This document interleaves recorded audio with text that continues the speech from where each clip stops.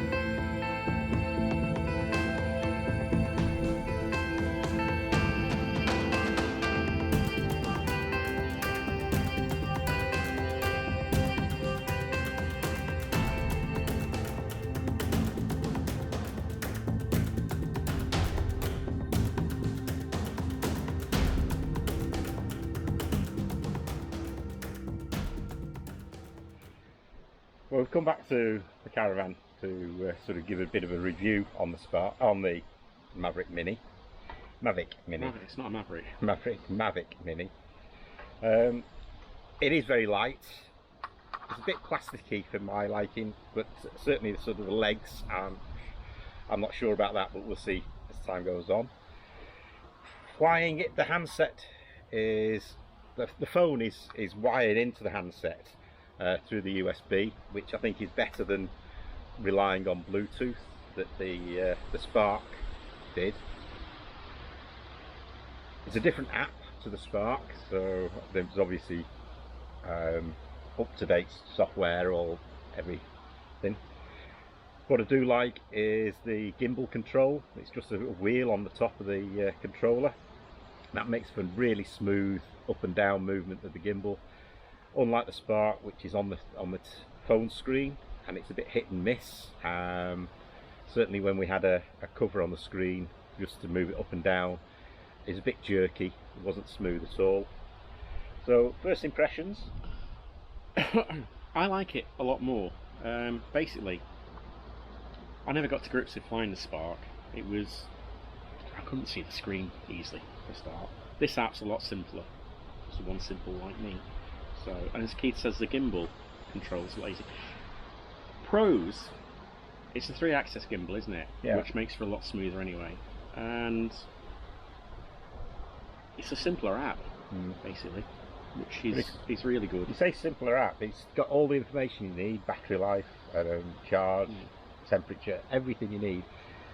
We've flown it in a bit of windy conditions today, haven't we? Yeah, I mean, I got an app on my phone called UAV Forecast. I don't think you'll see it easily there, but basically it tells you the wind direction, the temperature, what the weather is actually going to be like, the wind speed, the gusting speed of the wind and whatever.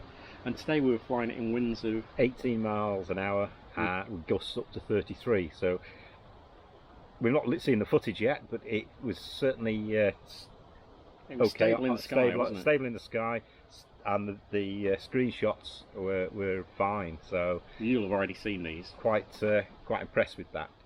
But yeah, all round, yeah, I think mean, it'd be a thumbs up. It's more compact when it's closed than the Spark, so it makes it easier, more portable for us. When it's open, there's not much of a size difference really, is there, between the two. As Keith says, a bit plasticky, which is a shame, but battery length is also a hell of a lot better.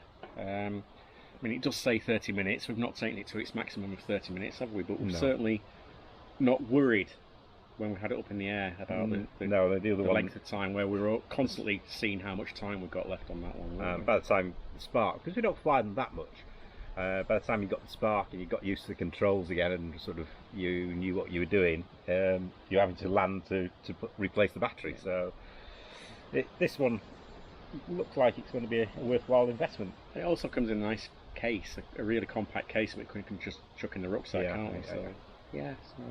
At the moment, downside. Oh, downside? There is a downside. Is there? Yeah. If you're going to buy one, check first that your phone is compatible, because you might have to buy another phone. We have. The phone we use with the Spark is an Alcatel, and we just thought that we'd be able to swap the phone between both controllers, but this app doesn't recognise Alcatel or some other brands of phones, so we'd have to go and buy another Samsung phone, a second-hand phone for it. So that is a bit of a downside. So don't go and buy it and just expect that it's going to work. Your phone will work. But that's about the only downside so far. Keep you posted. But time for a coffee. I've nicked most of and the biscuits. Cheers. Cheers.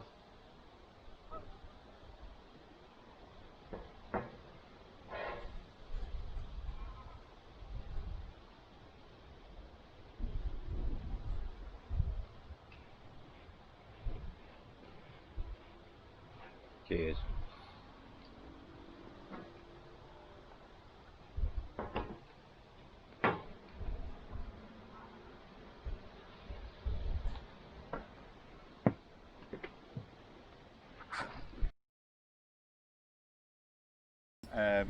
DJI Mavic the Mini, and we thought it's all the test results. As soon as we start a video, the dogs won't get in.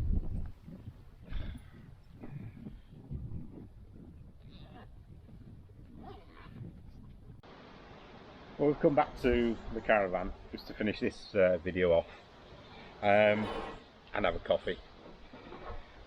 What I'm liking about this is it's and a biscuit. This is very smooth. I never got to grips with flying the Spark really. Oops.